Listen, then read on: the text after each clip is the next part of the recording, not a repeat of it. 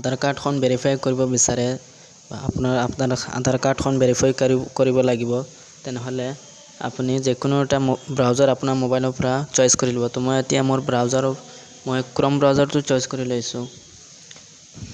Chrome ব্ৰাউজাৰটো open কৰি search টাইপত search কৰিব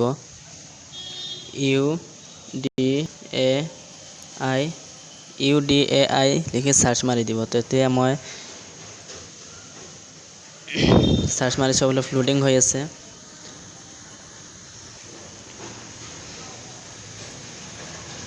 তাৰ পিছত এই প্ৰথম অপচনটোত ক্লিক কৰিব।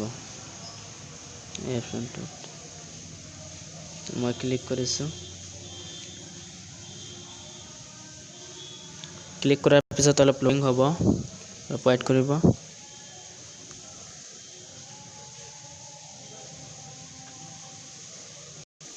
লোডিং হোৱাৰ পিছত এনেকুৱা এটা ইন্টাৰফেস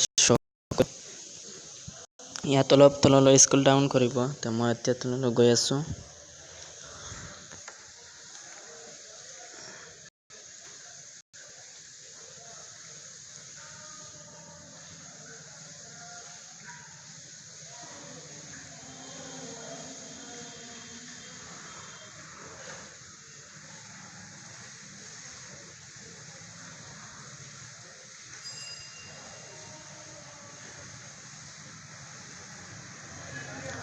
এই অপশনটোত মন কৰক Aadhaar service verify and mobile number verify email ID mobile number.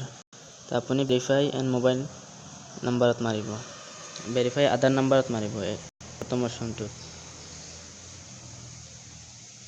তো মই ভেৰিফাই এন্ড আধাৰ নাম্বাৰত মাৰিছো।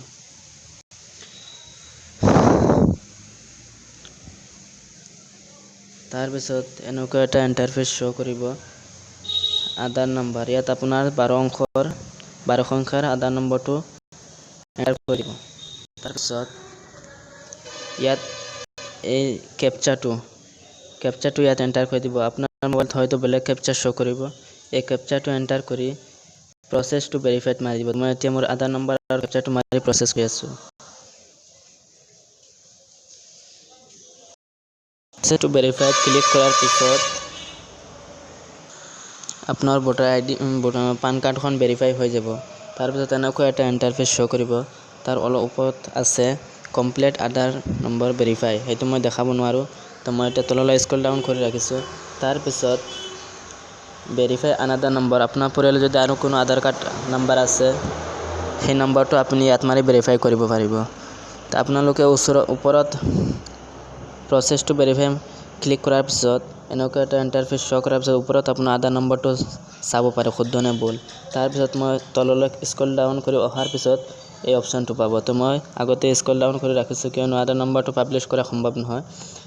ইয়াত ভেৰিফাই আধাৰ ইয়াত মাৰি আপোনাৰ পৰিয়ালৰ আৰু যিমানখন আধাৰ কাৰ্ড আছে ভেৰিফাই কৰি ল'ব। ভিডিঅ'টো অলপ ভাল লাগিছে যদি লাইক কৰি দিব আৰু মোৰ চেনেলত যদি পোনপ্ৰথমে আহিছে চেনেলটো সাবস্ক্ৰাইব কৰিব।